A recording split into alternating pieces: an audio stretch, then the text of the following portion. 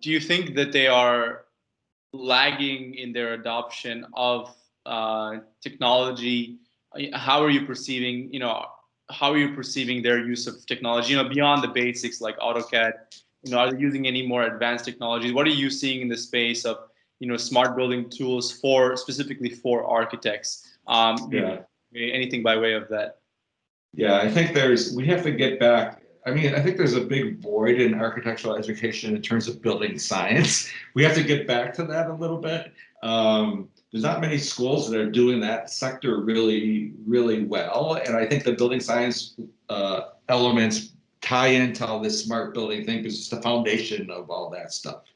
And so I know I've had many discussions with many schools about, why is that the case? And, maybe when the whole architecture school thing evolved and I went to the École des Beaux-Arts as opposed to the engineering schools. Many people many architects in the Middle East are still kind of in that engineering realm.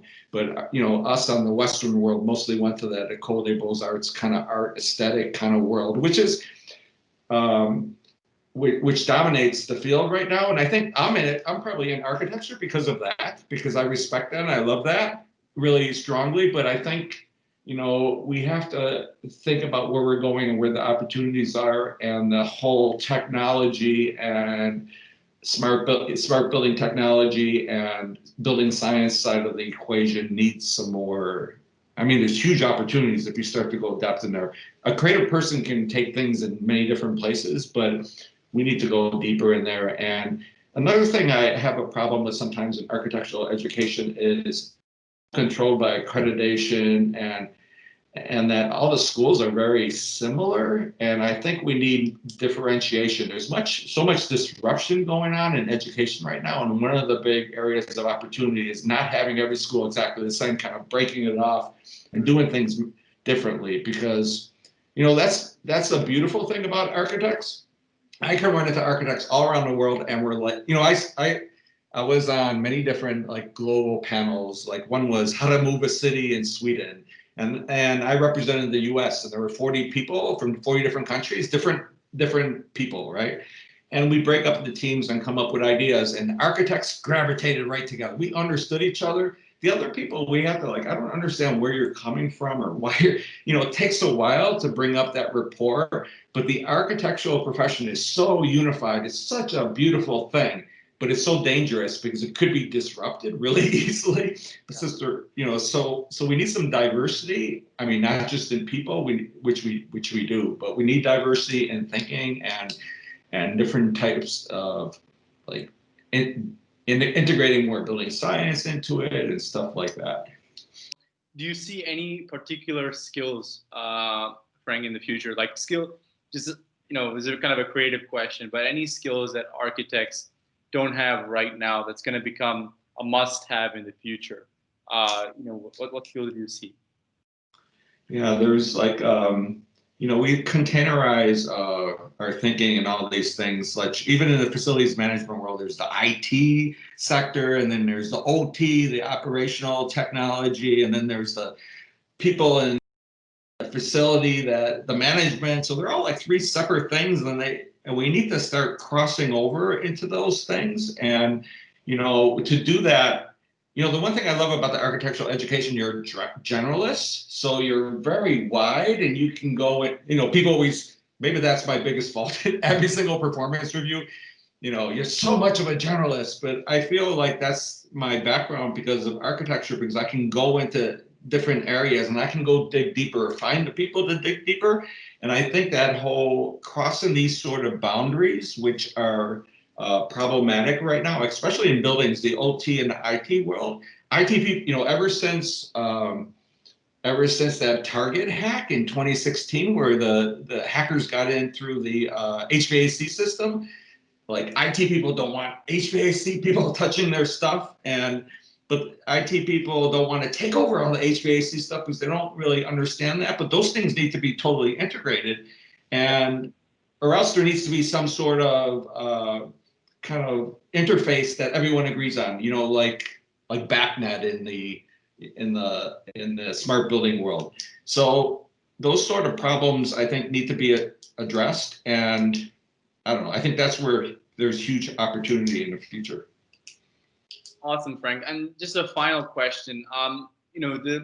In Roxbury Community College, the smart building, uh, the Center for Smart Building Solutions, it's more, do you envision it ever becoming kind of a 4-year full-on degree in the future, either in Roxbury or elsewhere? Where do you see the future of education in this space, training the next generation? And what's missing right now, and how can we get there in the future? Yeah. So when I talk to people, and actually even when I look at my own career, would I want to become an architect now and today and like lock in next 5 years of my life into this profession? The whole world could be different. It's changing so fast. It'll be totally different in 5 years. And so I think what we're hearing from people is that these education needs to be more modular, stackable, agile, multiple entry and exit points. Why do you have to lock in the next 5 years? So that's what we're trying to do with this. And I think community colleges are a great springboard for that. That's why this program is hosted at a community college, because we have ties to vocational tech kind of schools. Like we have right next door is one of the big vocational technical schools in Boston, Madison Park.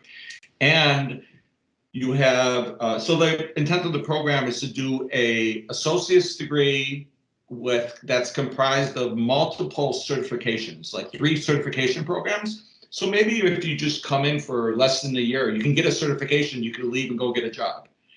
And those certifications have relevance in the IT industry and the building industry. So people really understand. We're always drawing from industry leading other certification programs to tie the program to, because I don't ever want to be in a room thinking of curriculum by myself. I always want to tie to these bigger things. Things are changing too fast. You always need a whole organization behind the curriculum, right? Because I don't have the resources to do that. In addition to those, going through a 2-year degree, which is relatively cost effective, which is a big issue, and then maybe you get 3 major certifications, 3 or 4 major certifications out of that 2 years. And in addition, we're designing that 2 years so it's 100% transferable to another major school. And one of the schools we're really looking at right now and working with is Mass Maritime. They supply a lot of the facilities management personnel in Boston. That's a really good school.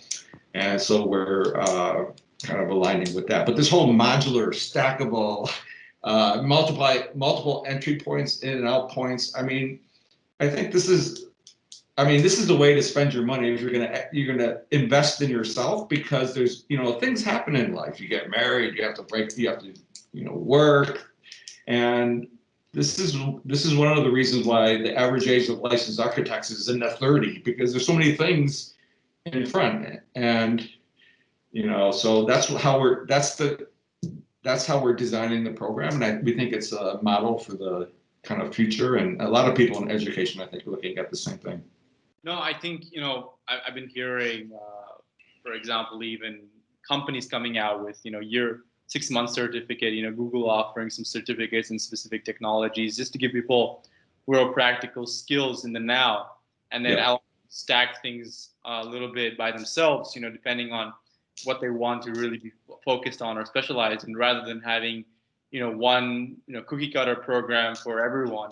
I think that's just not gonna, it's more of a dinosaur model, and the institutions that are gonna offer that, will not really survive long in the future. So I think you're 100% correct, and this pandemic has just accelerated this trend, with higher ed. So it's very exciting you're doing that already, Frank. I think it's definitely the future, and wanted to thank you again for being with us today. It's very nice to have you, and looking forward to seeing where RCC and this Center for Smart Buildings will be 1 year from now, and far into the future as well.